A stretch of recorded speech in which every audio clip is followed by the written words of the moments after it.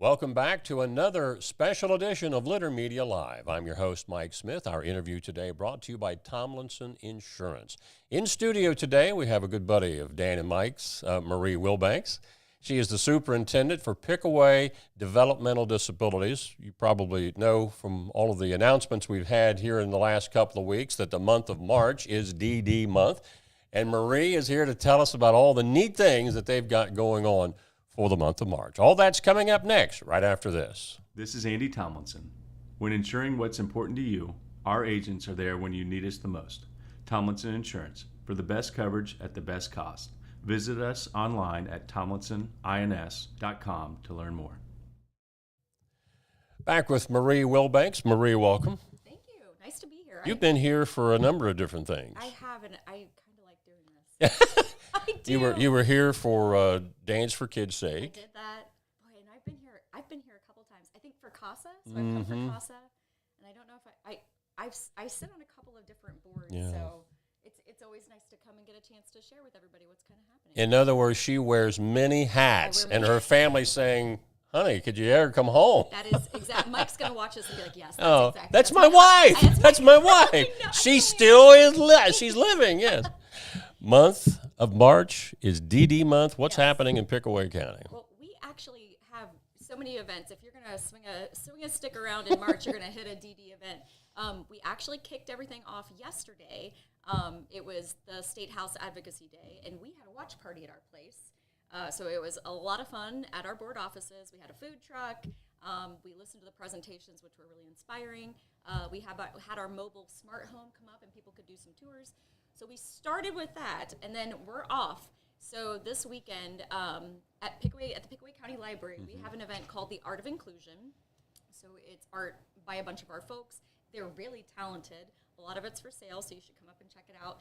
And then we also have at the same time an event called it's called the Lived Experience Library. It's a new project, so we're interested to see how it goes. But we have 5 people who are coming in with lived experience. You can go to the library and sit down and just ask questions and talk to them and see what it's like to live with a disability or support somebody with a disability. I'm just going to keep going. That's absolutely fine. That makes my job easier. I'll just do kick this. back and go. Here we go. So we also have kind of our signature events, what everybody associates with us in Pickaway County. We have these 2 basketball games. The first is on the 12th. That's at Circleville High School. And it is where we have 2 games. So we pair Loganham and Westfall, a little competition there, with some of our folks and then also people who play on their basketball teams. And then we have the big Circleville-Taze Valley rivalry game. There's a lot of talk between players for that game. It's a little competitive. Trash talk. Yes, for sure. But it's a lot of fun. It's a good chance to see some of our students really shine. Kids who maybe don't usually get to play on the court are out there. And then on the 13th, the day following, we have a Special Olympics, featuring Special Olympics basketball game, but we also pull in a bunch of our community partners. So you'll see, some of our judges and some of our elected officials, and they're going to come out and play with our folks. So it's a mixed team. Again, a lot of talk. It's interesting to watch somebody get, kind of in a sheriff's watch it, kind of in a sheriff's. This is the only time you can get away with that without being arrested. Yeah. So those are a great time. The 15th, we have an ICANN story time at the library, so it's a chance for little kids to come in, maybe who are new learners, to sit in a very safe environment and kind of read their books and build some confidence. Just a very inclusive space, so that's always nice. The 21st is Rock Your Socks Day, so that's Down Syndrome Awareness Day. Yeah, always one of my favorite because we will get flooded with pictures of people wearing their mismatched socks, and it's so much That's fun. every day for me. Well, right. I mean, with intention, we're wearing mismatched socks. Right. And you can send those pictures in, and we post those on social media. We give your business a shout out, or you a shout out. So that's really cool. And then we're going to end our month with a movie night. The movie is Out of My Mind, so it is about a young girl with a disability and her life. It's also a book. Some of the kids actually in Taze Valley, I believe, are reading that book right now, so that's a nice little segue. But we're going to show the movie at the library. There's going to be candy. I went last year, and it was so much fun. Yeah. So we are busy. We're going to make you just so excited about the world of developmental disabilities for March. Of course, with a lot of the events, it's to make, I guess, put a face to developmental disabilities, but for example, for those who are listening on Litter Media Radio and can't see, Sure. If you could say to somebody that maybe hasn't had a one-on-one experience with a person with developmental disabilities, what would you want them to know about these folks? Well, I think that's such a great question, and I'm glad that you asked that. I think often if you don't have somebody in your life with a disability, it can be a little intimidating to speak with somebody because you're not sure, you don't want to say the wrong thing, you don't want to make someone uncomfortable. And in reality, people with disabilities are often lonely. They are often not approached. They often have, sadly, smaller friend circles. And so what I would encourage everybody to do is go have a conversation the way that you would with anybody else. It is so rewarding to kind of open yourself up to a group of people who often are overlooked, unfortunately. Right. So it's a great question. The church that I go to, I've been going there since 1977. I was just a teenager when I started going there. It's been uncanny, the number of DD citizens that we have had over the years that have come to our church. And just this past Sunday, I was visiting with an old friend, and I oftentimes refer to this as a girl but she was in her 50s when she finally passed away. Yeah. But we were just recounting her life, and her name was Sherry Miller. And you never encountered Sherry on a day where it seemed like she was down. In fact, there were many days that I was dragging in there, and she'd come up and give you a hug, and you couldn't walk away down. Yeah. But I've just run into so many people like that. They just have a positive outlook on life. Well, and I completely agree. I feel like I often think I am lucky to spend so much time with a group of people who, people are all different, but who are warm and who are, excited to go do some of the same stuff that I do, and who, I'm glad that you mentioned that you met somebody through church, because I really feel like our faith-based community, just by example, is very welcoming and open. Yeah. And so we see people making these really lovely connections in spaces like that. So yeah, that's wonderful. And I hope everybody has a chance to meet somebody who's a little bit different from them, and you get to develop a beautiful relationship. Yeah. From time to time, some of our employers in the community, we see people with developmental disabilities that are on their staff. Of course, Dan Ramey and I, we had a long time affiliation with another friend that has passed on by the name of Clifford Brown. We've talked about Clifford many times. Clifford would come in with First Capital Enterprises to clean up I'm telling you, we've had professional services come in. Nobody could touch Clifford. Well, that goes to it. We're so quick to make assumptions about people's capabilities, and what we see time and again is people with disabilities, when they are given a chance to work, you are going to find somebody who shows up every single day, who is excited to be there, who brings a lift to your culture, your work culture, somebody who you look forward to seeing every day. We see that again and again, and that's part of when we have our Employment Awareness Month. That's something that we talk about, because often people just need to be given a chance. And some of our biggest converts are people who said, what can those people do? And then they hired somebody, and we're like, oh my goodness, who else can you send? Exactly. It's sometimes it really is about giving a person a chance or opening a line of dialogue, and you get kind of blown away with what you're able to get out of it. Another fellow that lives in our community, Alan Blue. A lot of people that live in Chillicothe know Alan. He works at Kroger's on Western Avenue, and he's like a magnet. People are drawn to him. Sure. And he's like an ambassador. It's whether he's doing that or whether he's managing the Unioto basketball team, he's like a personality magnet that people are drawn to. And I think sometimes we're attracted to enthusiasm. We're attracted to passion. And so often with the folks we serve, we find those spaces where they can shine, where they feel that sense of community.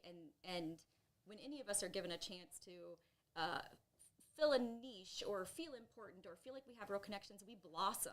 And so we get to see people who historically have really been kept apart, we see them blossom, and we all reap the benefits of that. I honestly feel a lot of times like, we as people who are working in the field on behalf of people with disabilities, we often are going around and we're saying, hey, can you please give us a chance? And sometimes I want to go, no, you need to be saying to me, hey, thank you, and then I get to go, you're welcome. This is a gift for all of us. So just something to keep in mind, if you're an employer, if you're someone who has been intimidated to approach somebody who perhaps has a physical difference, go do that thing. Be brave. Yeah. A lot of the events that you talked about for March, a lot of them are fun events, but they're also educational, I'm sure. Yeah, very much so. And we are constantly trying to kind of overcome or flip stereotypes. So we as people, we're constantly creating this idea of what something looks like in our head. That's just how we're programmed. And we really want to change the way that people think, so that in fact there is less stigma, or people are more likely to give someone a chance to get a job or develop a friendship. We really are trying to showcase a different side of what people kind of historically think about when they think about disability. We were chatting before at the beginning of all the different hats that Marie wears in the community and how many other times she's been on this program. It's obvious to see you have a passion for whatever you're doing, but what drew you to this work? Oh, gosh. Somebody asked me this the other day, and there's a standard answer that, people just fall into this work.